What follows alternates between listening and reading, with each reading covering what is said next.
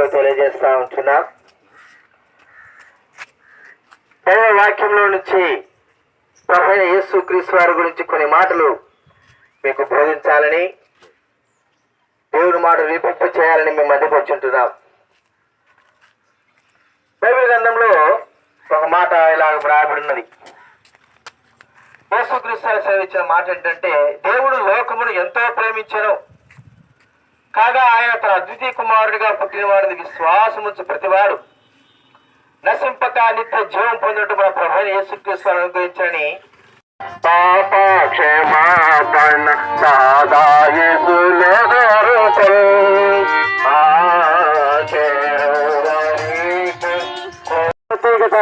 బోధ సహవాసం రొట్టె విడిచిన ప్రార్థన చేయుట, ఈ రక్షించబడిన వారికి అక్కడ సంఘ నమూనాను మనకు జ్ఞాపకం చేయబడుతూ ఉన్నది. పిల్లల ఆ సంఘ నమూనా అలాంటి ఆ ప్రత్యేక కలిగిన ఆ దర్శనము కలిగినటువంటి ఏర్పాట్లు నీవు ఉన్నావా? ఈనాడు అలాంటి అనుభవం ఉన్నది. కృపాద్వారము త్వరపడి తిరువబడి ఉన్నది. కృపాద్వారము త్వరపడి రమ్మని పిలచెనెసు. చెప్పడే జయమని ప్రభువైన యేసుక్రీస్తు వారికి, పాపుల రక్షకుడైన యేసుక్రీస్తు వారికి హల్లెలూయా. ప్రయాసపడి భారం మోసుకుంటున్న సమస్త జనులారా నా యొక్కకు రండి, నేను మీకు శాంతిని కలుగజేస్తానని ప్రభువైన యేసుక్రీస్తు వారు సెలవిస్తూ ఉంటున్నాడు. అజ్ఞాన కాలములో దేవుడు చూచి చెడునట్టు ఊరుకుండును పెంచబడుతుంది. ఈ ఉదయ కాలములో యేసు ప్రభు వారి గురించి ఈ రీతిగా పాటలను పాడుకుంటూ గ్రామంలో యేసు ప్రభు వారి గురించిన శుభవర్తమానమును తెలియజేస్తా ఉన్నాం. అనేక పర్యాయములు మీరు వింటూ ఉన్నారు.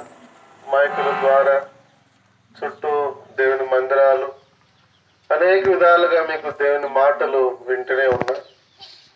అయినను ఈ దినం ప్రభు బైబిల్ గ్రంథంలో రాయించిన తన మాటను మీకు వినిపించాలని మేము ఆశిస్తున్నాం.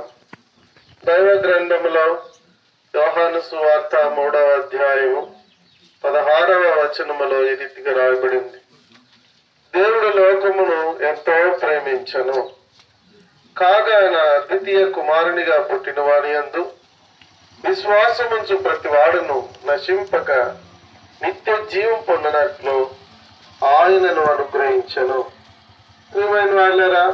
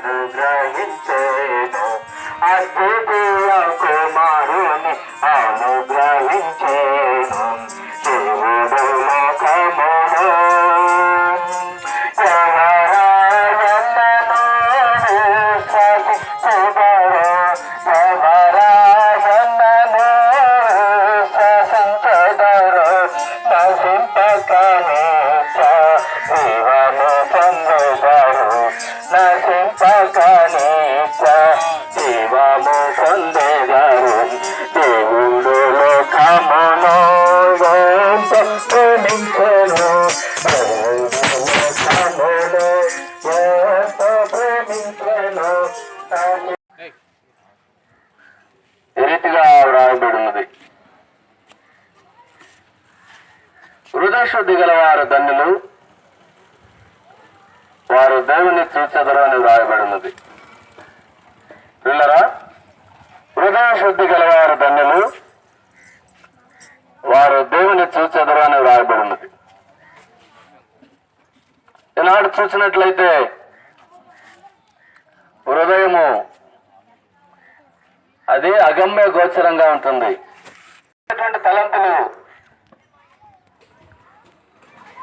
కొంత మట్టుకే బయట వారికి తెలిసే అన్ని బయటకు నువ్వు మాట్లాడినట్లయితే నీ కన్న బిడ్డలు నిన్ను చీ అంటారు. లేక నువ్వు కనుక నీ తల్లిదండ్రులకి నువ్వు చెప్పినట్లయితే, అరే నా కడుపున నువ్వు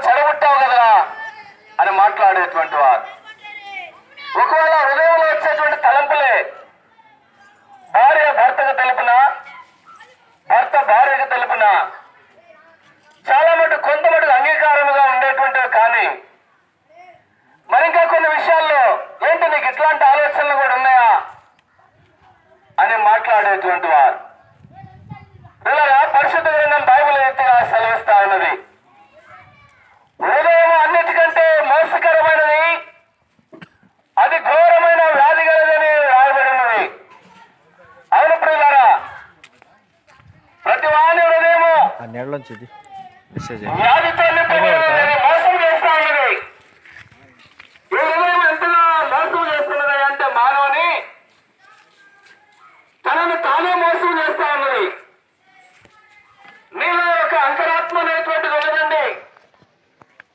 దేవుడు సృష్టిలో పెట్టిన గొప్పతనము, ప్రతి దానికి శరీరము ప్రాణం ఉన్నది కానీ మానవుడికి అంతరాత్మ పెట్టినాడు.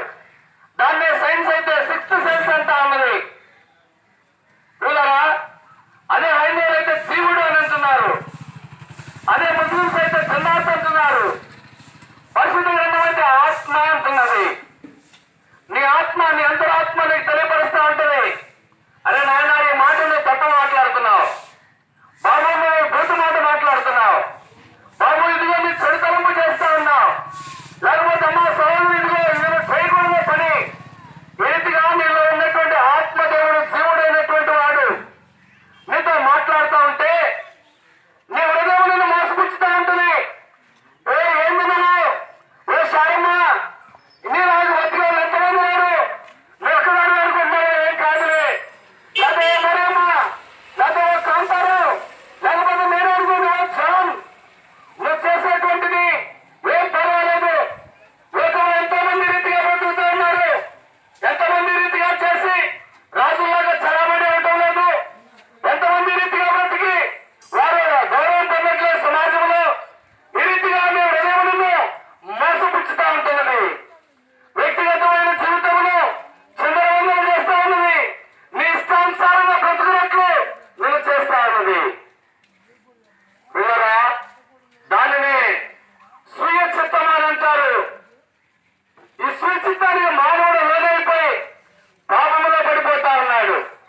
మానవుని యొక్క పాప జీవితం గురించి పరిశుద్ధ గ్రంథ బైబిల్లో రీతిగా రాయబడినది. ఇట్లుండగా ఒకరి ద్వారా పాపము ద్వారా మరణమును లోకములోనికి ఎలా ప్రవేశించను, అలాగనే అందరూ పాపము చేస్తున్నందున మరణము అందరికీ సంప్రాప్తమైనది రాబడినది. పిల్లరా, ఈ మరణమైన భౌతిక సంబంధమైన మరణం గురించి మాట్లాడటం లేదు కానీ నీ అంతరాత్మను గురించినటువంటి మాట మాట్లాడుతూ ఉన్నది. మరణం అనగా ఎడబాటు, దూరమైపోవటము. ఏ దేనికి దూరం అవుతుంది నీ అంతరాత్మ? నీ దేహానికేనా? పిల్లరా, అది ప్రతి ఒక్కరు చూడాల్సిందే. ప్రతి ఒక్కరి దేహానికి నీ అంతరాత్మ దూరం అవ్వాల్సిందే. అయితే దేవుడు మాట్లాడుతున్న ఈ మరణము ఏడబాటు దేని గురించి అంటే రేసోడా దేవుడి నుంచి దూరం అయిపోతా ఉన్నది. యెషయా రీతిగా రాయబడినది, ఇదిగో మీ పాపములు మీకు నాకు అడ్డుగా వచ్చినది రాయబడినది. పిల్లరా, మానవుని హృదయంలో వచ్చేటువంటి చెడు తలంపులు, మానవుని హృదయం నుంచి బయలుపడినటువంటి పాపము మానవుని దేవుడి నుంచి దూరం చేస్తా ఉన్నది. అదే మరణము. దాన్నే బైబిల్ యొక్క పరిభాషలో అగ్నిగుండం రాయబడినది. అక్కడ తెరని వేదన, పిల్లల పండ్లు తరుగుతా ఏడ్పు, నిత్యము యుగాలు ఉండేటువంటిది. దాని నుంచి తప్పించాలనే దేవుడు కోరుకొని మాట మాట్లాడుతూ ఉన్నాడు. హృదయ శుద్ధి గలవారు గనులు వారు దేవుని చూసేవారు. అలాగైతే పిల్లరా, నీ హృదయం దేంతో శుద్ధి చేసుకోగలవు?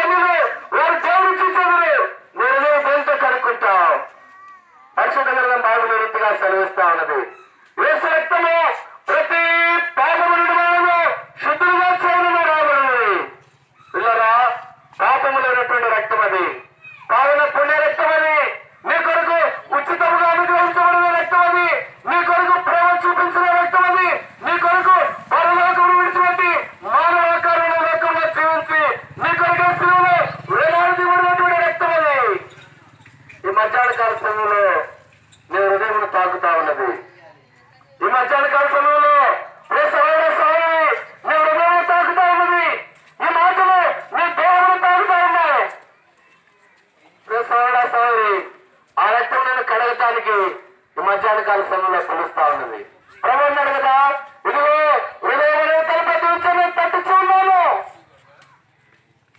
ఎవడైనా నువ్వు తలుపు తీసిన దేవుడు బలవంతంగా ఎవరిని లాక్కున్నవాడు కాదండి.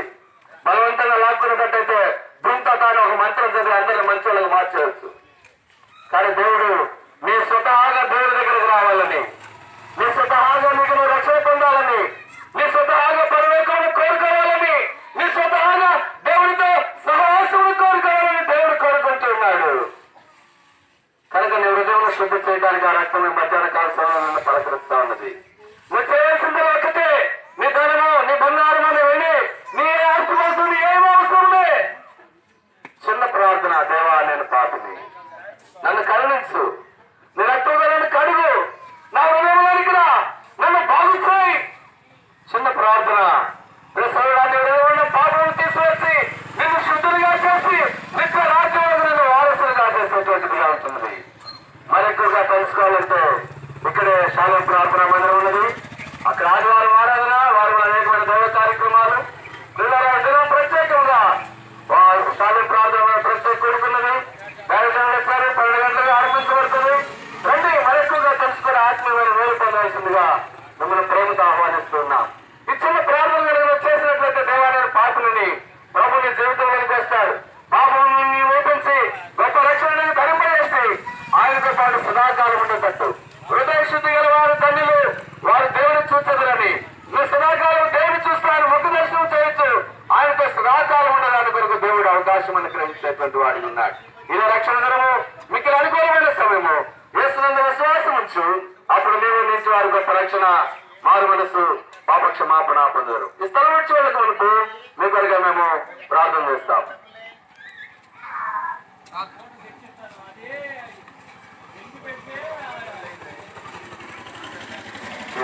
వస్తుంది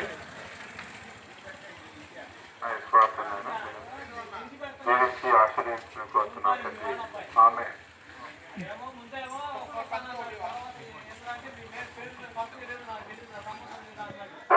ప్రభువుని సెలవిస్తున్నారు. పరిశుద్ధ గ్రంథము బైబిల్ సెలవిస్తున్నది గట్టిగా, ఏలయనగా పాపం వలన వచ్చే జీతం మరణము, అయితే దేవుని కృపావరము మన ప్రభువుని యేసుక్రీస్తునందు నిత్య జీవము. ప్రభువుని యేసుక్రీస్తు సెలవిచ్చను, కాలము సంపూర్ణమై ఉన్నది, దేవుని రాజ్యము అనగా స్వర్గరాజ్యము పరలోక రాజ్యము సమీపించి ఉన్నది. ఆరు మనసు పొంది స్వార్థ నమ్ముడని నష్టకుడని యేసు ప్రభు వాళ్ళు సెలవిస్తున్నారు. పరిశుద్ధ గ్రంథము బైబిల్ సెలవిస్తున్నది, పాపులను రక్షించుటూ క్రీస్తు లోకమునకు వచ్చెను, వాక్యము నమ్మదగినయు పూర్ణాంగీకారమును యోగ్యుడై ఉన్నదని బైబిల్ సెలవిస్తున్నది.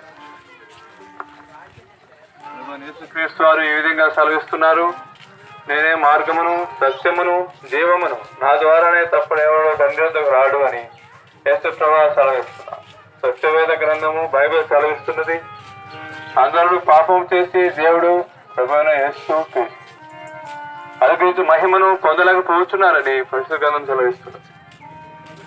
ప్రభువైన యేసుక్రీస్తు వారు ఈ విధంగా సెలవిస్తున్నారు, శాంతి సమాధానమును నీకు అనుగ్రహించి వెళుచున్నాను, నా శాంతిని ఆ సమాధానం మీరు అనుగ్రహించున్నాను.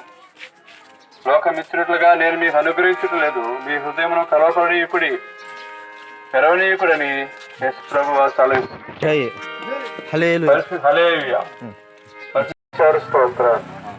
ఎవరైతే రక్షణ మారు మనసు అనుభవం లేని వారు ఉన్నారో, వారు మీ పాటను మీ వాక్యమును విన్నారు, వారిని మీరు దర్శించి రక్షించి సత్యదేవుడైన మిమ్మల్ని ఎరిగి మీ సత్య మార్గంలోకి రాగలిగినట్లు సహాయకుడు.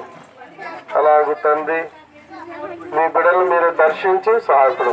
ప్రయాసపడ్డ పాల్పొందిన మీ బిడ్డలందరూ దీవించు, వీళ్ళ సమయం దీనికరంగా మార్చమని మా రక్షకుడును ప్రభువును ప్రియరక్షకుడైన యేసుక్రీస్తు నామమును స్తుతించి ప్రార్థించి వేడుతున్నాం తండ్రి. ఆమేన్. జై చెప్పండి, జై చెప్పండి, జై చెప్పండి, చెప్పండి. ప్రభువైన యేసుక్రీస్తు వారికి హల్లెలూయా. విశ్వాసత గల దేవుడు అయింది, నమ్మదైన దేవుడు అయింది, నడిపింపజేసుకొచ్చి నీ కృప, నీ కనికరం, నీ వాత్సల్యత, విశ్వాస అంతరం బట్టి ఎంతో వందనాలు చెల్లిస్తున్నాం. ఎంతో మంచి దేవుడు, ఎంతో ఉన్నతమైన దేవుడు, అందుకు వందనాలు. నువ్వు చేసిన మేలుకే మరొకసారి సంఘం సాగిన పడి నిన్ను ఆరాధిస్తూ గణపరుస్తూ పూజిస్తున్న మహిమపరుస్తున్నాం. మరి ఈ రకంగా ఈ దినాన్ని మహిమపరచడానికి, కనపరచడానికి, నీ సన్నిధి సహవాసం, నీ వాక్యం కలిగి ఉండడానికి ఈ గుడికి ఏర్పాటు చేయడం చూపిన దయని బట్టి ఎంతో వందనాలు చెల్లిస్తున్నాం. సంఘంగా ప్రేమని తండ్రి స్వార్థం ప్రకటించడం పంపించిన నీ ప్రేమను బట్టి వందనాలు. ఆ పరిచయాన్ని దీవించి ఆశీర్వదించమని ప్రార్థన చేయొచ్చు. ఈ ఆహారం నువ్వేమో చాలా కాలం తర్వాత కనబడుతుందని చెప్పి ఆ మాట మీరు నెరవేర్చి మహిమ పొందండి. మొదటి ఈ సమయంలో గుడి కొరకు నువ్వేం చూసిన పాటలు, వాయిద్యాలు నీకు ఆశీర్వాదం అభిషేకించి బలపరచబడును. పాటల ద్వారా మహిమ తెచ్చిన పాటల ద్వారా కూడా మాతో మాట్లాడాలి. మా ఆత్మీయ జీవితంలో నూతనపరచాలి. వాక్యమైన సమయం దాసులు జ్ఞాపకం ఇచ్చిన కాబట్టి మాకు కనిపించాలి. దాసులను అభిషేకించి బలపరిచి వాడుకుని నీ వాక్శక్తిని దయచేయము. కావాల్సిన మాటలు మా దయచేసి నూతనపరచాలి. కృప చూపించాలి. యేసు తప్ప వారికి ఎవరు కనబడదని మాట నెరవేర్చింది. వారు దేవుని చేత బోధింపబడి వారికి తిరిగి వెలుగునే మాట నెరవేర్చి మహిమ పొందండి. నీ వాక్యం వెలుగు వెలడానికి వెలుగులను ఆ వెలుగు తెలియలే వారికి తెలియనిపించిన మాట నెరవేర్చిన ఆయన మహిమ పొందమని తండ్రి ప్రార్థన చేయించిన సహాయకుడి కృప చూపించండి. అదే మా ప్రియుల తల్లి రావాల్సిన ప్రియులందరూ కూడా త్వరపెట్టి నువ్వు నడిపించమని తండ్రి ప్రార్థన చేయించిన చిన్న ప్రతి ఒక్కరితో మాతో ప్రతి ఒక్కరితో ప్రత్యేక రీతిలో మీరు మాట్లాడాలి. తండ్రి నీ స్వరాన్ని గుర్తికి కృప దయచేయండి. మా ఆశ్రయంలో గొప్పగా నీ కార్యం జరిగించండి. నీ హస్తం యొక్క తాకిడి మేము అనిపించడానికి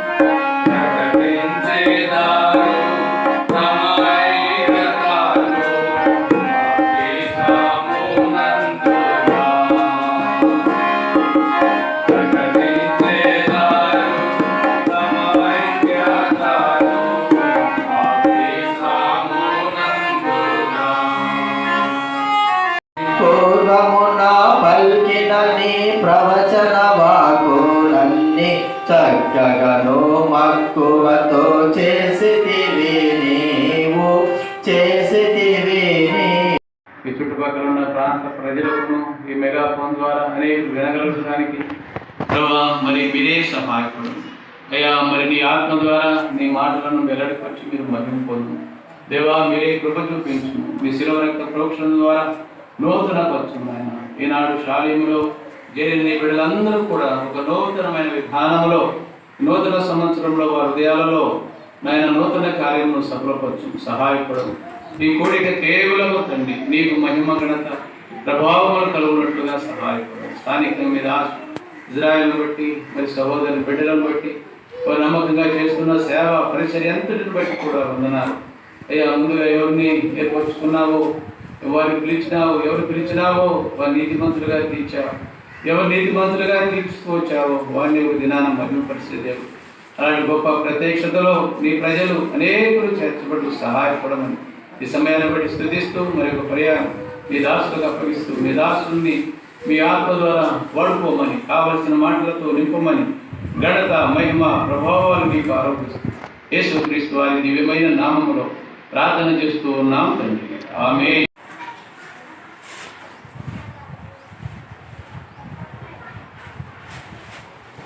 యేసుక్రీస్తు నామములో అందరికీ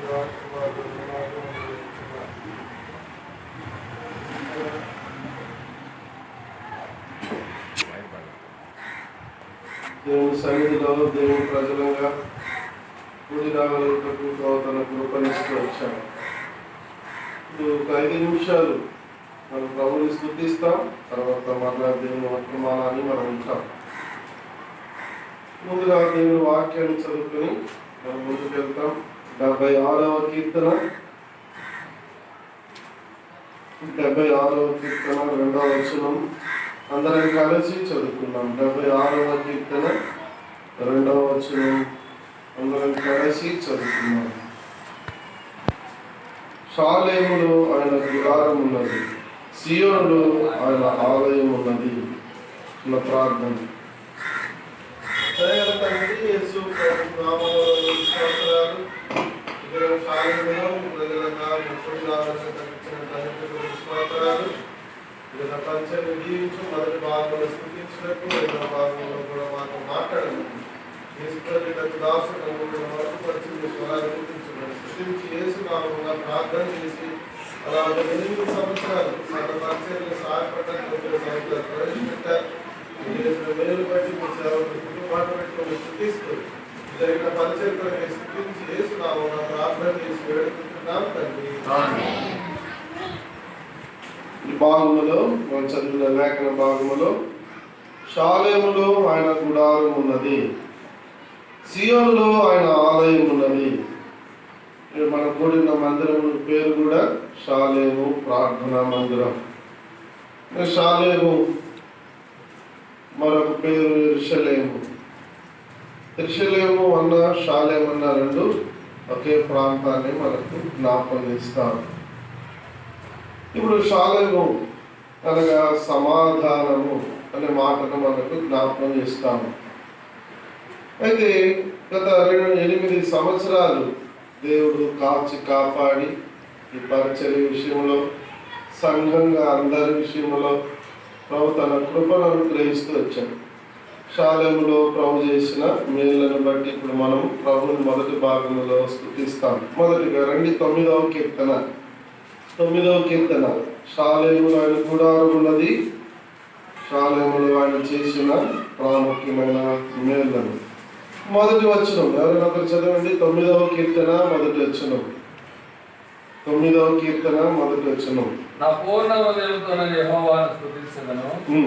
యెహోవా నీ అద్భుత కార్యములన్నిటినీ నేను వివరించెదను. యెహోవా నీ అద్భుత కార్యములన్నిటినీ నేను వివరించెదను. పూర్ణ హృదయంతో నేను యెహోవాను స్తుతించెదను. ఈ 9వ సంవత్సరం